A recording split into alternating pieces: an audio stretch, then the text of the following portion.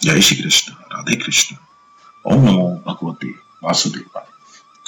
19-20वें श्लोक में कर्मयोग से सिद्ध महापुरुष की कर्मों से निर्लिप्तता का वर्णन करके अब भगवान 21वें श्लोक में निवृत्ति परायण और 22वें श्लोक में प्रवृत्ति परायण कर्मयोग के साधक की कर्मों से निर्लिप्तता का वर्णन करते हैं। संसार में आशा या इच्छा रहने के कारण ही शरीर, इंद्रिया, मन आदि वश में नहीं होते। इसी श्लोक में निराशी पद से बताया गया है कि कर्मयोगी में आशा या इच्छा नहीं रहती, अतः उसके शरीर, इंद्रियां और अंतकरण स्वतः वश में रहते हैं। इनके वश में रहने से उसके द्वारा व्यर्थ की कोई क्रिया नहीं होती।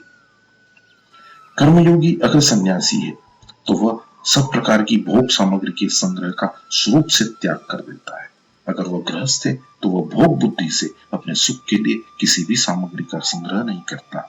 उसके पास जो सामग्री है, जो भी सामग्री है, उसको वह अपनी और अपने लिए न मानकर संसार की और संसार की ही मानता है तथा संसार के सुख में ही उस सामग्री को लगाता है। भोग बुद्धि से संग्रह का त्याग करना तो साधक मात्र के लिए आवश्यक है। ऐसा निवृत्ति परक श्लोक गीता में और कहीं नहीं आया है। छठे अध्याय के 10वें श्लोक में ध्यान योगी के लिए और 18वें अध्याय के 53वें श्लोक में ज्ञान योगी के लिए परिग्रह का त्याग करने की बात आई है, परंतु उनसे भी ऊंची श्रेणी के परिग्रह त्याग की बात त्वक सर्व परिग्रह पद में आई गई है, क्योंकि परिग्रह के साथ सर्व शब्द केवल यहाँ आया है। 12वें अध्याय के 19वें श्लोक में भक्ति योगी के लिए अनिकेत पद आया है, पर वहां इसका अर्थ निवास स्थान में ममता आसक्ति से रहित होना है। निराशी अर्थात कर्मयोगी में आशा, कामना, स्पर्हा, वासना आदि नहीं रहते। वह बाहर से ही भोग सामग्री के संग्रह का त्याग तो करता ही है। इतनी ही बात नहीं है, प्रत्युत वह भीतर से भी भोग सामग्री की आशा का या इच्छा का त्याग कर देता है। आशा या इच्छा का सर्वथा त्याग न होने पर भी उसका उद्देश्य इनके त्याग का ही रहता है। शरीर संबंधी कर्म के दो अर्थ होते हैं, एक तो शरीर से होने वाला कर्म और दूसरा शरीर निर्वाह के लिए किया जाने वाला कर्म। शरीर से होने वाले कर्म की बात 5वें अध्याय के 11वें श्लोक में भी आई है, जिसका तात्पर्य है कि सभी कर्म केवल शरीर, इंद्रिया, मन, बुद्धि के द्वारा ही हो रहे हैं। मेरा उनसे कुछ भी संबंध नहीं है। ऐसा मानकर कर्मयोगी अंतःकरण की शुद्धि के लिए कर्म करते हैं, परंतु यहाँ आया विषय यह श्लोक निवृत्ति परक है, इसलिए यहाँ उपयुक्त पदों का अर्थ शरीर निर्वाह मात्र के लिए किए जाने वाले आवश्यक कर्म अर्थात खान पान, शौच, स्नान आदि मानना ही उपयुक्त प्रतीत होता है। निवृत्ति परायण कर्मयोगी केवल उतने ही कर्म करता है जितने से शरीर निर्वाह हो जाए। जो कर्म करने अथवा न करने से अपना किंचित मात्र भी संबंध रखता है वह पाप को अर्थात जन्म मरण रूप बंधन को प्राप्त होता है, परंतु आशा रहित कर्मयोगी कर्म करने अथवा न करने से अपना कुछ भी संबंध नहीं रखता, इसलिए वह पाप को प्राप्त नहीं होता अर्थात उसके सभी कर्म कर्म हो जाते हैं। निवृत्ति परायण होने पर भी कर्मयोगी कभी आलस्य प्रमाद नहीं करता। आलस्य प्रमाद का भी भोग होता है। एकांत में यूं ही पड़े रहने से आलस्य का भोग होता है और शास्त्र विरुद्ध अथवा निरर्थक कर्म करने से प्रमाद का भोग होता है। इस प्रकार निवृत्ति में आलस्य के सुख का और प्रवृत्ति में प्रमाद के सुख का भोग हो सकता है।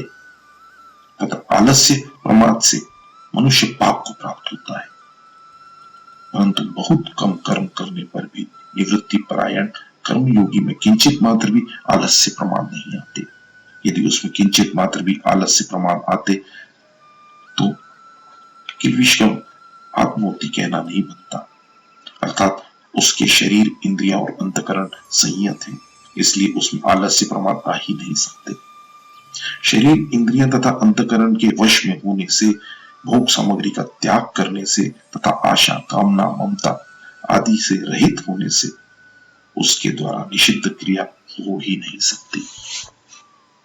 यह शंका हो सकती है कि जब उसके द्वारा पाप क्रिया हो नहीं सकती तब यहाँ क्यों कहा गया है कि वो पाप को प्राप्त नहीं होता होता। इसका समाधान यह है कि क्रिया मात्र के आरंभ में अनिवार्य दोष पाप पाए जाते हैं, परंतु मूल में असंग असत के संग, कामना, ममता और आसक्ति से ही पाप लगते हैं।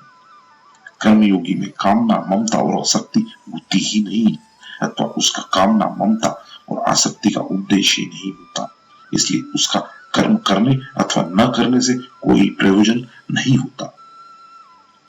इसी कारण न तो उसे कर्मों में रहने वाला अनुषांगिक पाप लगता है और न उसे शास्त्र विहित कर्मों के त्याग का ही पाप लगता है। दूसरी एक शंका यह हो सकती है कि तीसरे अध्याय में भगवान ने सिद्ध महापुरुष को भी अपने लिए कोई कर्तव्य शेष न रहने पर भी लोक संग्रहार्थ के लिए कर्म करने की प्रेरणा की है। अपने लिए भी भगवान ने कहा है कि त्रिलोकी में कुछ भी कर्तव्य और प्राप्तव्य न होने पर भी मैं सावधानी पूर्वक कर्म करता हूँ। अतः शरीर निर्वाह मात्र के लिए कर्म करने वाले कर्मयोगी को क्या लोक संग्रह के लिए त्याग का दोष नहीं लगेगा? इसका समाधान यह है कि कामना, ममता आदि न रहने के कारण उसे कोई दोष नहीं लगता। यद्यपि सिद्ध महापुरुष में और भगवान में कामना, ममता आदि का सर्वथा अभाव होता है, तथापि वे जो लोक संग्रहार्थ कर्म करते हैं यह उनकी दया कृपा ही है।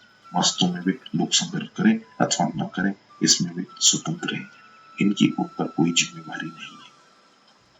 वास्तव में यह भी निवृत्ति परायण साधकों के लिए एक लोक संग्रह ही है। लोक संग्रह किया नहीं जाता, प्रत्युत हो जाता है, होता है।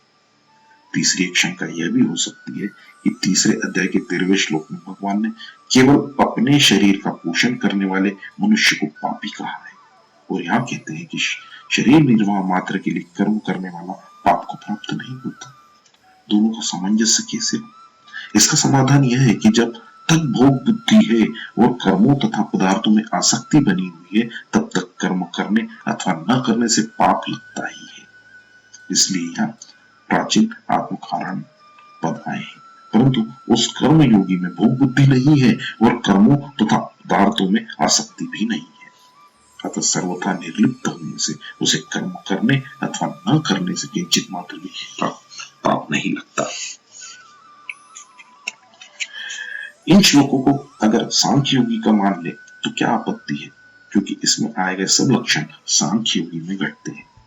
पहली बात तो यह है कि यह कर्म योग का प्रसंग है, इसलिए यह श्लोक मुख्य रूप से कर्म योगी का है। दूसरी बात, सांख्य योगी अपने को कर्ता मानता ही नहीं, मैं कुछ भी नहीं करता हूं, उसमें ऐसा स्पष्ट विवेक रहता है। फिर उसके लिए कर्म करता हुआ भी पाप को प्राप्त नहीं होता, ऐसा कहने कैसे बन सकता है? कर्मयोग के साधक में वैसा स्पष्ट विवेक जागृत न होने पर भी उसका यह निश्चय रहता है कि मेरा कुछ नहीं है, मेरे लिए कुछ नहीं चाहिए और मेरे लिए मुझे कुछ नहीं करना है। इन तीनों बातों का दृढ़ निश्चय होने से वह कर्म करते हुए भी उनमें निर्लिप्त रहता है। लोगों में प्राय ऐसी मान्यता है कि कर्मयोगी गृहस्थ आश्रम में और ज्ञान योगी सांख्य योगी संन्यास आश्रम में रहता है, परंतु वास्तव में ऐसी बात नहीं है। जिसे शरीर से अपनी अलग सत्ता का स्पष्ट विवेक है वो ज्ञान योगी ही है, चाहे वो गृहस्थ आश्रम में हो या संन्यास आश्रम में। जिसमें इतना विवेक नहीं है और उपयुक्त तीनों बातों का निश्चय पक्का है वो कर्मयोगी है, चाहे वो गृहस्थ आश्रम में हो अथवा संन्यास आश्रम में। कर्मयोगी निष्काम भाव पूर्वक सांगोपांग रीति से संपूर्ण कर्तव्य कर्म करता है।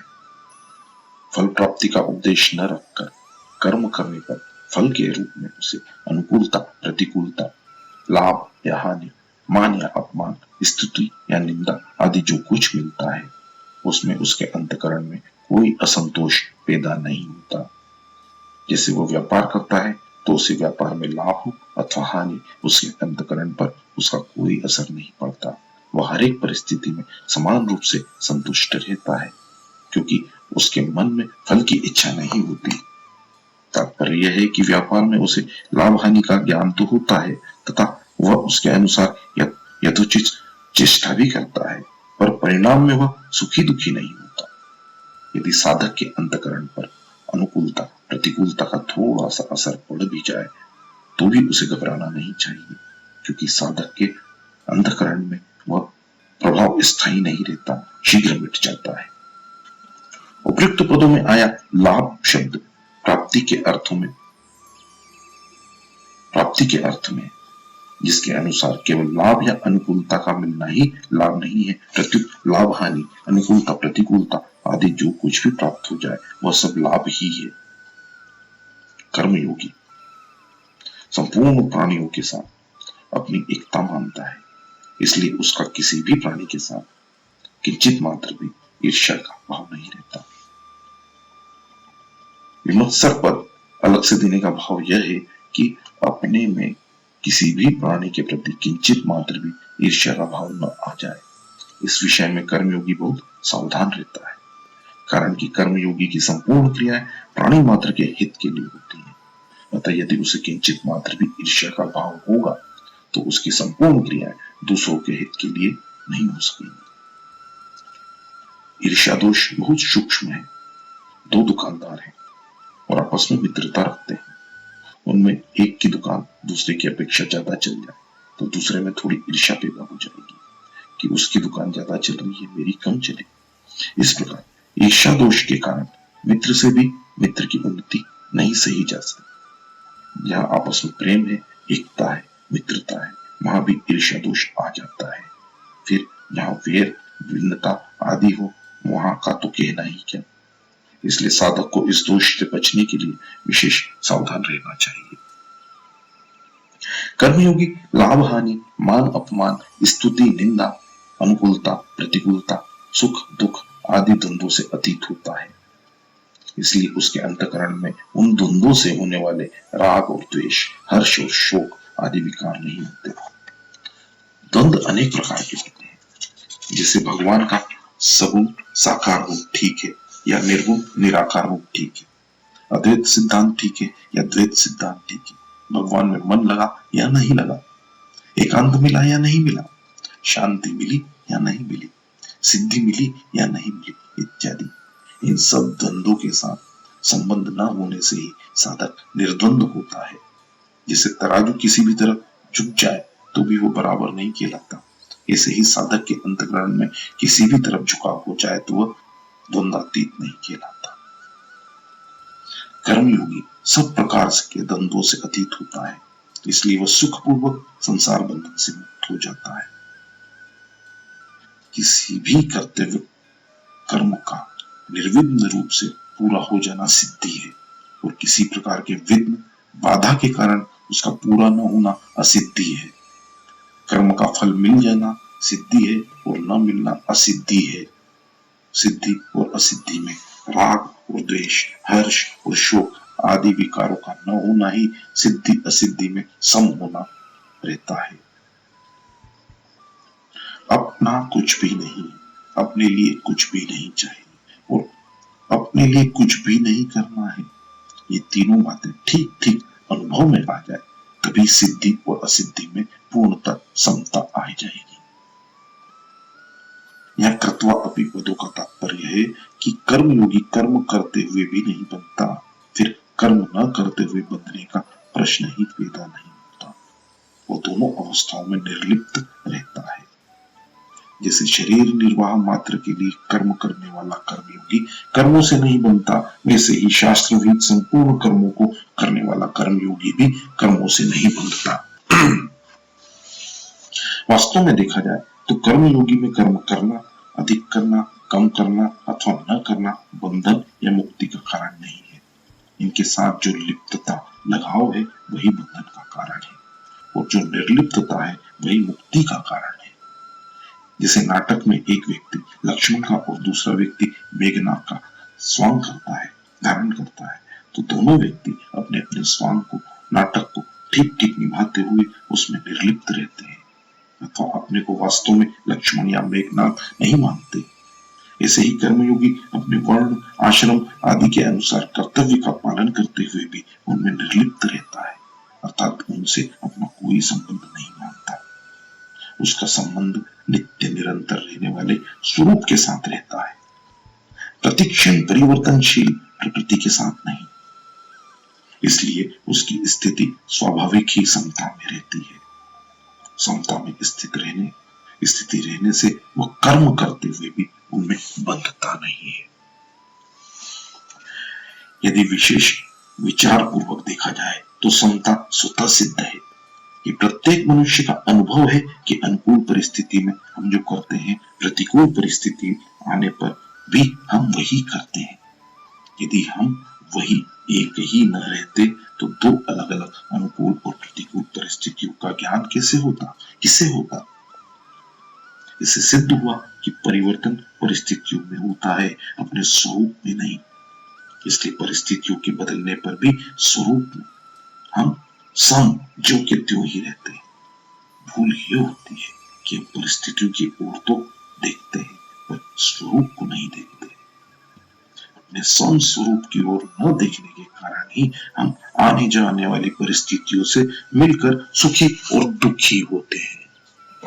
जय श्री कृष्ण, राधे कृष्ण, ओम नमो भगवते वासुदेव।